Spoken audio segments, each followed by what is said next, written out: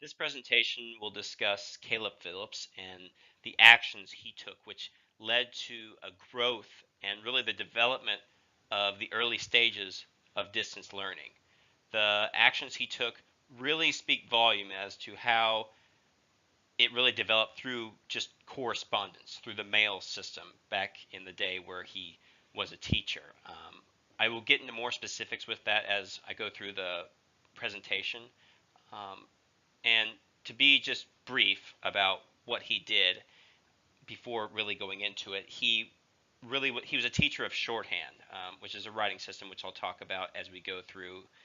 Is an important writing method, especially at that time. Um, but as I talk about, we'll see the different reasons why shorthand was important and how shorthand really brought together the first idea of distance learning. Caleb Phillips first ran an ad in the Boston Gazette in 1728. And what this ad was it was discussing the idea of having lessons, weekly lessons of shorthand writing through correspondence, through the mail services.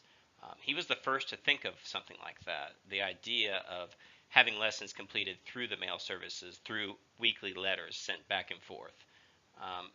And shorthand, as I'll discuss later in the presentation, really took off at this time. It was major in European nations at the time, and so in the colonies it was really starting to take off. This was an early example of distance learning, if not the very first example of using the mail services to do something like this. Of course, they didn't have the technology at the time. One way we could relate it would be to think of email services today. What we think of it as is something that's fast, something that's quick, something that goes back and forth to the desired parties quickly. Well, back then, this was the quick method, using letters in the mail services. It's important to discuss before going further with Mr. Phillips what the shorthand method of writing really is. So what I've done is I've included a picture. Now this picture shows on the left side the shorthand method, while on the right side you can see actual text. Now one thing I will point out right away is that you can see in the shorthand part and of course on the normal text the LBC abbreviation. So it kind of gives you some context. It gives you an idea where that writing is. So you can see the lines really go together well.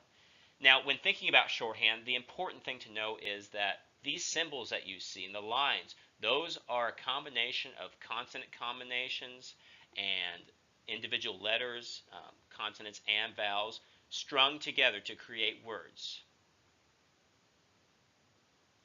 So we need to discuss what is shorthand writing. So shorthand, first of all, it's different than longhand writing. And when you think of longhand writing, think of cursive writing. Cursive itself is designed to be a quicker way of writing, even I would say compared to print, as we're many times we're used to using. But this shorthand writing is actually quicker because you're using abbreviations. The markings, as you saw in the previous slide, really show how markings together create not, they don't just stand for single letters. You have consonant combinations, you have vowels and combinations within those, sound combinations. All of that is involved with shorthand writing. So shorthand uses abbreviated symbols. It's that's what it's all about. And again, the benefit of shorthand, especially at the time of the early writers, especially in the colonies and in Europe in the 1700s, even into the 1800s, was it increases the speed of writing. Now, thinking about benefits of shorthand, we have to take in consideration these benefits are not limited to just times past, especially in the 17 and 1800s, but even today, it is still an important writing method. When thinking about today especially, you can think about meetings. Now, a lot of times during meetings, it can be difficult to get all the information down because there's so much being presented at such a quick pace.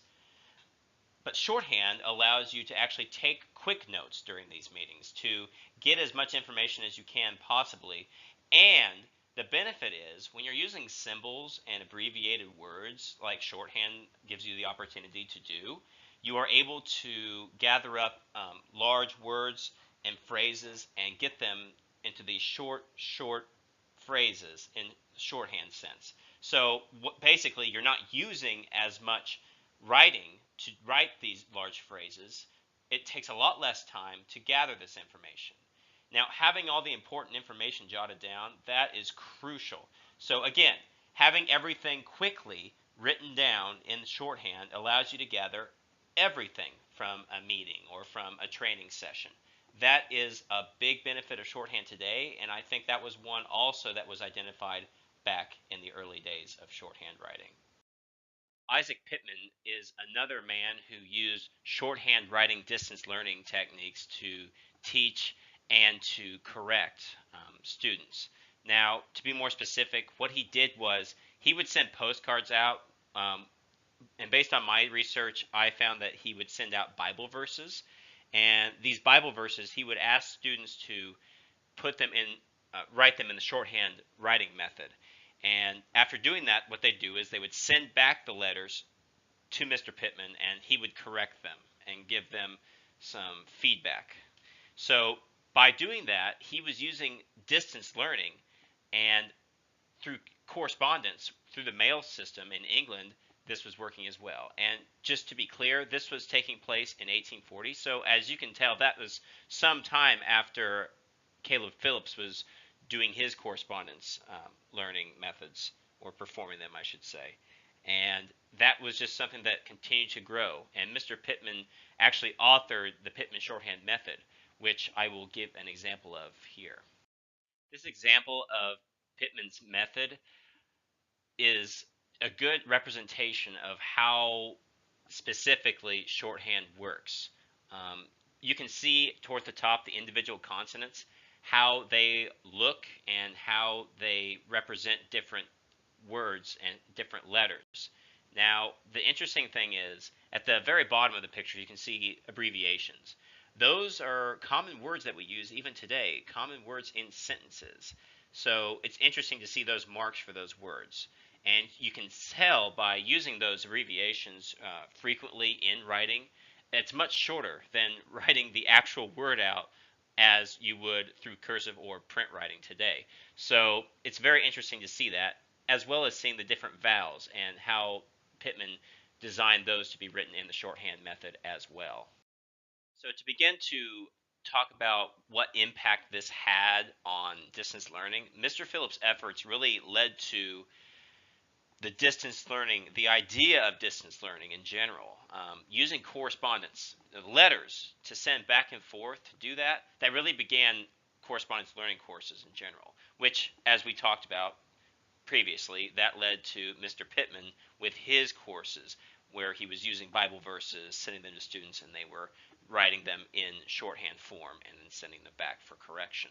So it was the beginning of correspondence learning courses, which was huge for that type of learning, distance learning, as it continued to grow into the future. And schools began offering in later times. After that, towards the middle of the 19th century, courses were available through distance education, through those means in correspondence, and universities such as the University of London back then actually began offering degrees through distance learning. So that was an interesting change from actually students having to go to school. This was quite the change. And of course, this relates to distance online learning today, where degrees began becoming available through distance learning then. Just like today, we have degrees that are earned through distance education, distance courses, online courses today. So there really is a relationship between our online capabilities today and the methods that they used back then through correspondence with mail, through postcards or letters or those type of things. I would like to take just a bit of time to acknowledge the sources I used to complete this presentation.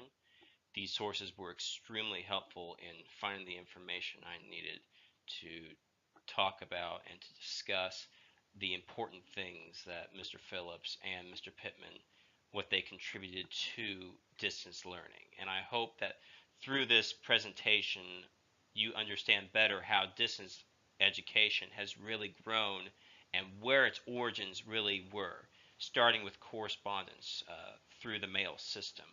and how it's grown to relate to distance education today. My last thought would be that in the future it will be interesting to see how our current communication levels through internet will only grow into new methods of distance and online learning. Thank you very much.